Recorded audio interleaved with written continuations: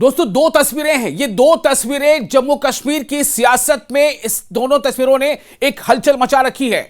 दो तस्वीरें, दो नेता, एक का नाम आगा रुहुल्लाह मेहदी जबकि दूसरे का नाम उमर अब्दुल्ला।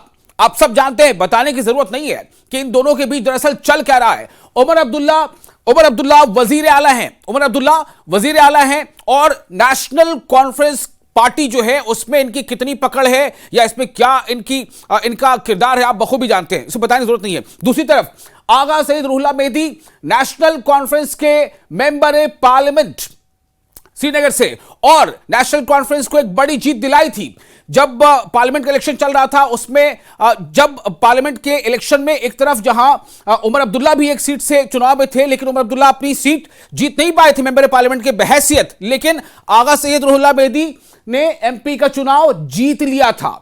यह सिर्फ बता रहा हूं चुनाव में क्या कुछ होता है। अभी चर्चा क्यों हो रही है? अभी चर्चा इसलिए हो रही है कि आगा सैयद रुहुल्लाह मेहदी बडगाम में जो बाई इलेक्शन है, जहां नेशनल कॉन्फ्रेंस की इज्जत दांव पे लगी है, बिल्कुल नेशनल कॉन्फ्रेंस की इज्जत दांव पर लगी है, पार्टी की साख दांव पर लगी है, इसलिए चूंकि वो सीट पर बाई इलेक्शन हो रहा है और उस सीट पर जीत किसी और ने नहीं बल्कि खुद उमर अब्दुल्ला ने जीत हासिल की थी। उमर अब्दुल्ला ने बडगाम का असेंबली इलेक्शन जीता था 2024 में और अब वहां पर ज़िम्न इंतखाब हो रहे हैं। ज़िम्न इंतखाब में उमर अब्दुल्ला खुद पहुंचे हैं। ये तस्वीर जो आप देख रहे हैं ना, ये उमर अब्दुल्ला वहां पहुंचे थे तशहीर के लिए। आप सोचिए उमर अब्दुल्ला को तशहीर के लिए जाना पड़ रहा है, कोई बुरी बात नहीं है, जाते हैं। पीएम भी वजीर आजम भी करते हैं इलेक्शन की कैंपेनिंग, अब असेंबली इलेक्शन में भी करते हैं। तो लेकिन सवाल यहां पर यह है कि उमर अब्दुल्ला ने एक ये कह लें कि जो टसल चल रहा है दोनों में, उमर अब्दुल्ला और आगा सईद रुहुल्लाह मेहदी में, इन दोनों में जो टसल चल रहा है, इस टसल के बाद अब उमर अब्दुल्ला ने सीधे तौर पर मेहदी साहब को एक इंतबाह दे दिया है। इंतबाह मतलब चेतावनी, चैलेंज, या यूं कह लें कि धमकी। वो इंतबाह क्या है मैं आपको खुद उनकी जुबानी सुनाना चाहता हूं। सुनिए उमर अब्दुल्ला क्या कहते हैं, सुनिए उमर अब्दुल्ला को। हमने अपने उम्मीदवार दोनों असेंबली हलकों में उतारे और इंशाल्लाह दोनों सीटों पे हमें लगता है कि माहौल हमारे हक में है। अब आखिरी 2-3 दिन रह गए हैं, थोड़ी सी और मेहनत करनी होगी ताकि जहां तक हम फिलहाल नहीं पहुंचे हैं उन वोटरों तक भी हम पहुंचे और उन्हें नेशनल कॉन्फ्रेंस के हक में जो है वोट डालने के लिए हम तैयार करें। हमने कभी किसी को कैंपेन करने के लिए मजबूर नहीं किया है।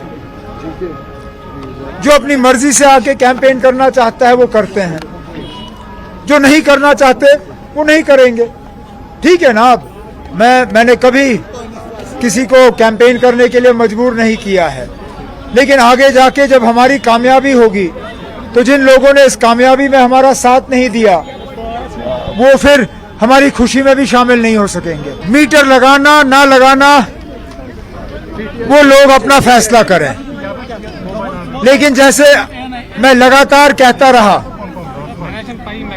हमने लोगों के साथ एक बहुत बड़ा वादा किया है कि जो लोग 200 यूनिट से कम बिजली इस्तेमाल करेंगे उनकी बिजली मुफ्त होगी बिना मीटर लगाए।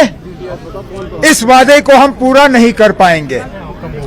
आप अगर इस बहुत बड़े फैसले में शामिल नहीं होना चाहते हो, मत लगाइए। सुना आपने, ये तो कुछ वादे हैं, कुछ मुद्दे हैं, मीटर, 200 यूनिट बिजली फ्री होना, वो ये क्या कह रहे हैं आप समझ के। मैं इन दो तस्वीरों की बात कर रहा हूं। आज क्यों उमर अब्दुल्ला को यह कहना पड़ गया कि मैंने किसी को कैंपेन के लिए मजबूर नहीं किया, या मैंने किसी को इलेक्शन कैंपेन या इलेक्शन चुनावी तशहीर के लिए कहा नहीं। जो करना चाहते हैं करें, जो ना करना चाहते हैं ना करें। नाम नहीं लिया, लेकिन आप जानते हैं कि ये जो किसके बारे में कहा जा रहा है। जो करना चाहते हैं करें, कौन, किसके बारे में बात हो रही है। जो ना करना चाहते हैं ना करें, किसके बारे में बात हो रही है। आगा सैयद रुहुल्लाह मेहदी के बारे में बात हो रही है, जो नेशनल कॉन्फ्रेंस के मेंबर पार्लियामेंट है। इसका मतलब क्या है कि उमर अब्दुल्ला की सीधी बातचीत में नहीं हो रही है आगा सैयद रुहुल्लाह मेहदी से। यह बहुत बड़ा सवाल है। और अगर यह बातचीत नहीं हो रही है और यह बात खुलकर आवाम के बीच पहुंच रही है, तो आगे क्या नजर आ रहा है? यह खाई और चौड़ी होगी क्या? आगे आगा सैयद रुहुल्लाह मेहदी कोई बड़ा फैसला ले सकते हैं? क्या आगा सैयद रुहुल्लाह मेहदी नेशनल कॉन्फ्रेंस को अपने फैसले से चौंका सकते हैं? यह बहुत अहम है। लेकिन उससे बड़ी बात यह है कि उमर अब्दुल्ला ने यहां पर सीधे तौर पे कह दिया कि जो तशहीर करना चाहते हैं करें, जो तशहीर ना करना चाहते हैं ना करें, लेकिन हां, अगर हम जीत जाते हैं तो हमारी खुशी में भी वो शामिल नहीं होंगे।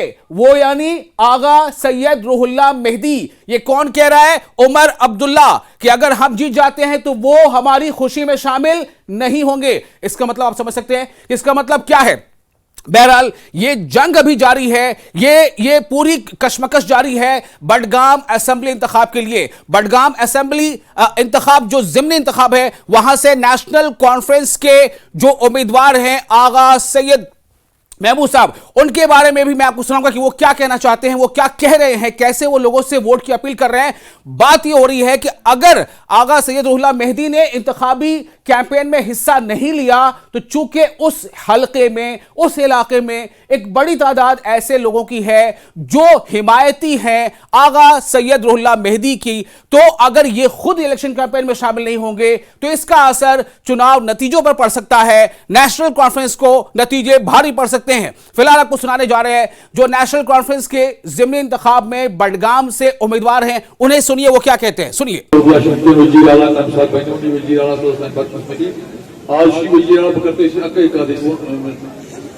शौकत साहब सोरी के डाबरू वाइनियो बकरत अकई कतोय दोस्तन तोय मलाल बडगाम के लुकन के आयो उमर साहब इश्काई रही कॉन्स्टिट्यूंसी किस दपान शायद इसलिए सोचा बकरत वाद पन्निस कइदस ब्रोह अगर पगा एमएलए की उमर साहब वोट अर्धा साफ वोट एमएलए आज उमर साहब बडगाम पास गो ये करी मेट तवक्का छो दावा छो कर कोई ये बात सही है कि बडगाम अंडर डेवलप्ड कॉन्स्टिट्यूंसी, यहाँ पे पानी का इतना मसला है जो मैंने इतनी बार देखा। यहाँ पे सारे गाँव में घूम के मैं पूरी उम्मीद पूरी तवक्का है कि कहीं जिल कहीं शिको क्या सरकार ऐसे तुम वोट से न पे सरकार न बने सरकार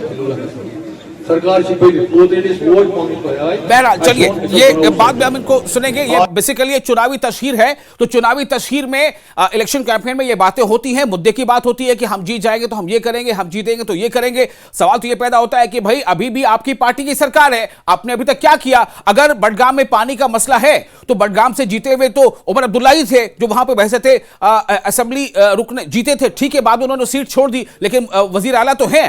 बहरहाल लेकिन अभी आपने एक बात ध्यान दी, अभी जब जो उम्मीदवार है आगा साहब उसके नेशनल कॉन्फ्रेंस के बडगाम ज़िमनी इंतखाब में, वो जब कह रहे थे तो तालियां बज रही थी।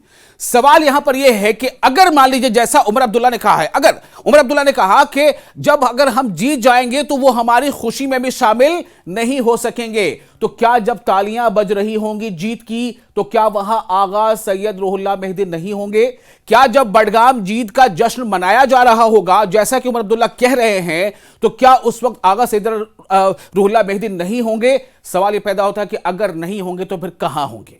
यह बहुत बड़ा सवाल है, इसका जवाब आपको भी सोचना है कि अगर आगा सैयद रुहुल्लाह मेहदी नेशनल कॉन्फ्रेंस के पार्टी के इस चुनाव में शामिल नहीं हो रहे हैं, वैसे थे कैंपेनर, तो फिर वो क्यों, क्या उनका अगला कदम होगा? अगर जैसा उमर अब्दुल्ला कह रहे हैं कि अगर कैंपेन करना है करें, ना करना ना करें, लेकिन अगर वो नहीं करते हैं तो हमारी पार्टी की जीत की खुशी में भी वो शामिल नहीं होंगे। अगर नहीं होंगे तो क्या करेंगे, कहां जाएंगे वो? आगा सैयद रुहुल्लाह मेहदी, सवाल सबसे बड़ा ये है।